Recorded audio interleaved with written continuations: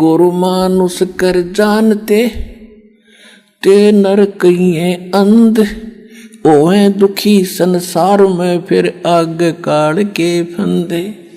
गुरु गोविंद कर जानियो, रहियो शब्द समाए, मिले जब दंडवत बंदगी, नहीं पल पल ध्यान लगाओ। फिर परमात्मा क्या कहते हैं, कबीर हरि जय रूठ जा, गुरु की शरण में जावे, कहें कबीर गुरु रूठ गए, तो हर ना होत सहाय। अपनात्मा जिस समय किसी व्यक्ति को आपदाएं घेर लेती हैं, संकट आ जाते हैं, तो वो क्या कहा करे, अपने आप ही कहता है कि मेरा राम रूठ गया, मेरा भगवान रुष्ट हो गया, मेरा राम रूठ गया, इसलिए मुझे ये कष्ट हो गया, मेरा बेटा मर गया, ऐसे वो फलानी चीज होगी, मेरी भैंस मर गई, हमें कष्ट आ गए, मेरा राम रूठ गया।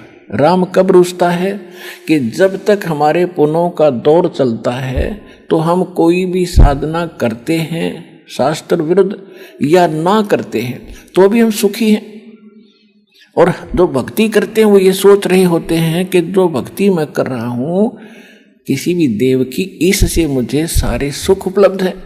ये हमारी भूल थी, बालकपन था। अब पता चलेगा जिन भगवानों को तो आप समझते थे कि ऐसा कर देंगे, वो कर ही नहीं सकते।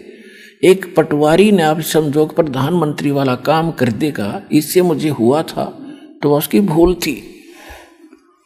तो फिर क्या बताते हैं कि जैसे परमात्मा रुष्ट हो गया, आपदा आने लगी, यानी आपके पुण्य खत्म हो गए, और जिन पे फिर आपदा आती है तो उस समय वो आपदा शुरू हो जाए, पहले तो सुख था उनको, चाहे भक्ति करें थे या ना करे थे, फिर उन पर आपदाएं ने घेरा, तो जो साधना वो कर रहे थे उनसे हटकर चलते हैं, किसी से पूछने के लिए, किसी से पामिष्ट को दिखाते हैं, या कोई जंतर मंत्र वाले के पास जाते हैं, या किसी की तो और झाड़ा झपटे वाले के पास जाते हैं। इसे सिद्ध है कि जो साधना आप कर रहे थे वो सुखदायी नहीं थी, आपका भूल थी, उसके करते करते फिर दुख हो गए। पहले सुख हो रहे थे, वो फल रहा था आपका प्रारब्ध, आपकी किस्मत में लिखा ही आपको मिल रहा था। आप भूल रहे थे कि इस इष्ट से, इस भक्ति से मुझे ये लाभ है। चलो फिर आपके ऊपर आपदाएं आ गई, आपके पुण्य खत्म हो गए। अब सुख कैसे हो कि पुण्य फिर मिले, फिर पुण्य हो? तो परमात्मा कहते हैं कबीर हरि जय रूठ जा, गुरु की शरण में जावे, कहे कबीर गुरु रूठ गए, हर ना होत सहाय। गुरु गोविंद दोनों खड़े, काके लागू पाए, बलिहारी गुरु अपना, जिन गोविंद दियो मिलाए। अब देखना, इस एग्जाम्पल को सुनना। अब जैसे आप कहीं खेत में या मजदूरी पर गए हो, हैंडपंप से आपने पानी का घड़ा भर लिया और दूर चले गए आधा 1 किलोमीटर, वहाँ खेत में अपना काम कर रहे हो, और जब तक आपके घड़े में पानी है, जल है, तो आपको नो प्रॉब्लम। और जब उसकी तली दिखने लगी, 2 गिलास पानी रह गए और आधा दिन शेष बचा है, तो आपको आपत्ति आई, प्यास लगी और वो खत्म हो गया उसमें जल, तो आपत्ति आ गई आपके ऊपर के, जल खत्म हो गया, प्यास सता रही है। तो उसका तरीका क्या है? हैंडपंप पर फिर जाइए और उससे फिर ठोक लाइए, पहले फिर वो सुविधा होगी। तो कहते हैं कबीर हरि के रूठते, गुरु की शरण में जावे।